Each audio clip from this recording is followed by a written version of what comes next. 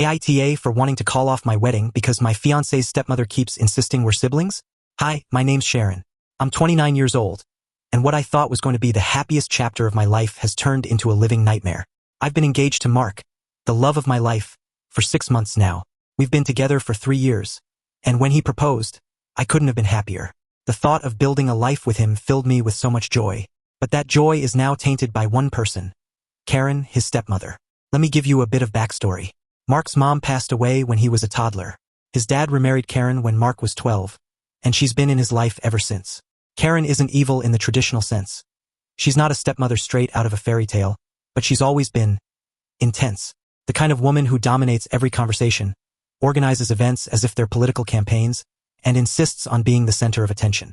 At first, I chalked up her overbearing nature to being just Karen. She loves control and thrives on drama. I never thought she'd focus her energy on me, though. That changed the moment Mark and I got engaged. It started innocently enough. "Oh, you two are just like peas in a pod," she said the day we announced the engagement. "It's like you've always been family." I laughed and agreed. It's true that Mark and I fit together well. But that comment was just the beginning. The next time we saw her, she dropped a comment about how Mark and I were like siblings. I brushed it off as a joke, but it kept happening. She'd say things like, "You two act so much like brother and sister," or, "Isn't it funny how close you are? It's like you grew up together." Here's the thing, we didn't grow up together. Yes, our families have some connections. My mom and Mark's dad became friends when I was in my early 20s, but Mark and I didn't meet until much later. We weren't childhood playmates or anything remotely close to what Karen was trying to suggest. But Karen wouldn't let it go.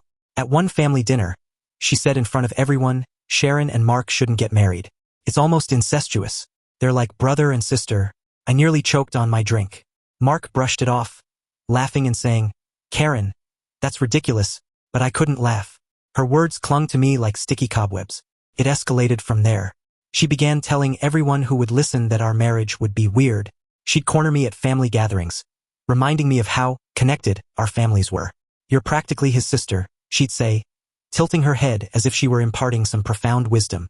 I tried to confront Mark about it. "It's not funny anymore," I told him. "It's starting to feel deliberate." He sighed and rubbed his temples.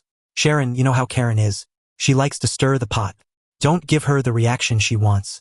"Mark, she's going around telling people it's incestuous for us to get married. How am I supposed to ignore that? She doesn't mean it like that. It's just Karen being Karen." I could feel my blood pressure rise every time he dismissed my concerns. The final straw came at my bridal shower, which Karen insisted on hosting. I had my reservations, but I didn't want to rock the boat, so I agreed. The day was beautiful. The decorations, the food, even the games she planned. But then came her speech. She raised her glass and said, "To Sharon and Mark, it's strange, isn't it? How sometimes siblings find love in each other. But I guess love knows no bounds." The room went silent. My best friend, Jenna, gave me a look that screamed, "Did she just say that?" I felt my face flush.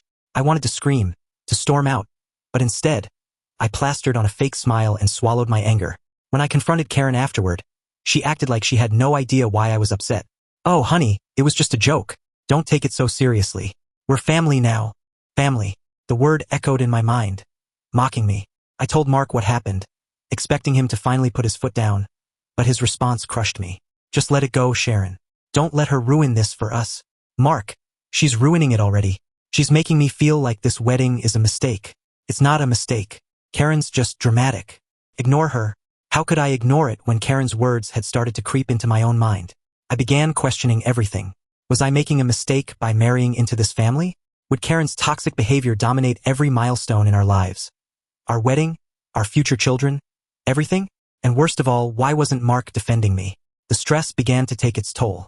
I started snapping at Mark over small things, and the wedding planning felt more like a chore than a celebration. Jenna suggested we take a break from the planning and focus on each other. But every time I tried, Karen's voice echoed in my mind. 2 months before the wedding, Karen upped the ante.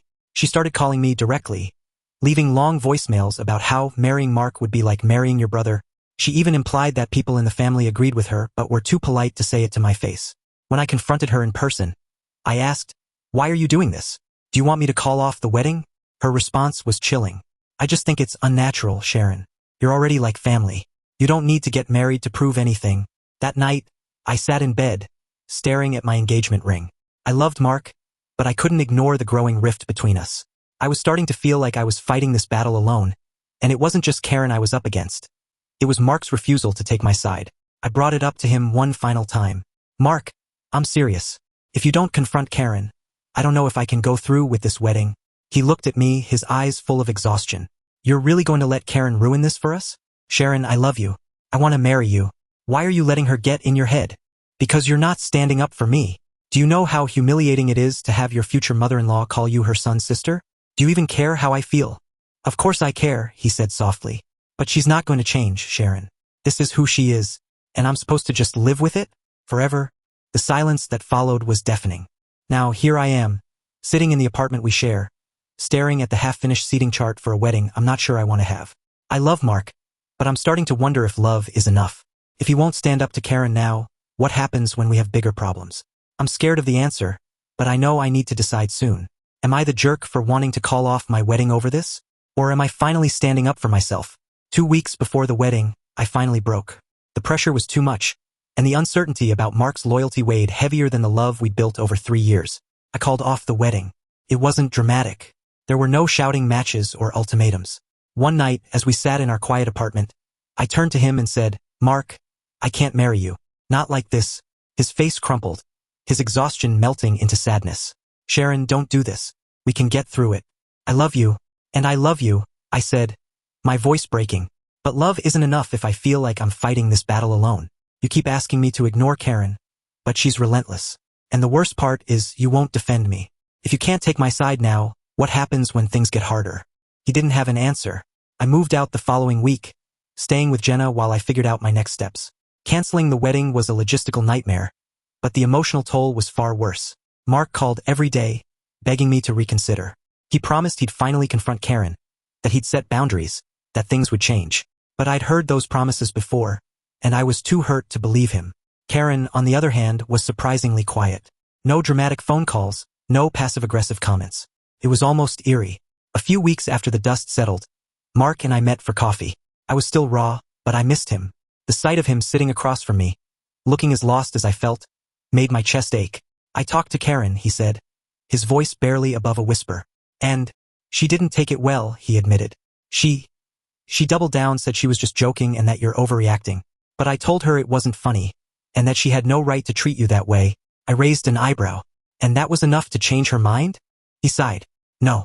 She told me I was being ridiculous. But I told her if she didn't respect you, she wouldn't be part of our lives. His words hung in the air, heavy with meaning. I'm sorry it took me so long to get here, he said. I was scared to stand up to her. But losing you made me realize that I can't keep living in fear of Karen's approval. You're the person I want to spend my life with, Sharon. Not her. I'll do whatever it takes to prove that to you. His apology was sincere, and I wanted to believe him. But I wasn't ready to jump back into the relationship. Mark, I appreciate that. I really do. But I need time. This isn't just about Karen. It's about us. I need to feel like you'll fight for me. Not just when I'm walking out the door, but every day. He nodded, his eyes filled with a mix of hope and regret. I'll wait as long as you need. Over the next few months, Mark made good on his promise. He started going to therapy to address his conflict avoidance tendencies, something I had begged him to do while we were together. He kept his distance, respecting my need for space, but occasionally sent me thoughtful messages or small gestures that showed he was still thinking of me. Meanwhile, Karen wasn't taking the changes well. Word got back to me through mutual acquaintances that she was furious about Mark's newfound backbone. She reportedly told anyone who would listen that I had poisoned her son against her, and that I was manipulative and dramatic. It hurt to hear those things, but I reminded myself that her opinion didn't matter. What mattered was that Mark was finally putting boundaries in place. The turning point came 6 months later, when I ran into Mark at a mutual friend's birthday party. We hadn't seen each other since that day at the coffee shop, and I wasn't sure what to expect. But when he walked in, his face lighting up when he saw me, I felt a flicker of something I thought I'd lost.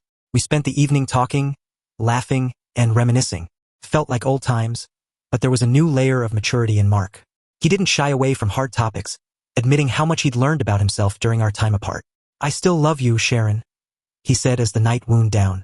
And I know I have a lot to prove, but I want to spend the rest of my life showing you that I can be the partner you deserve. I took a deep breath. Mark, I still love you too, but I need to know one thing. If Karen starts her nonsense again, will you stand up to her? Without hesitation, he said, yes. Every time.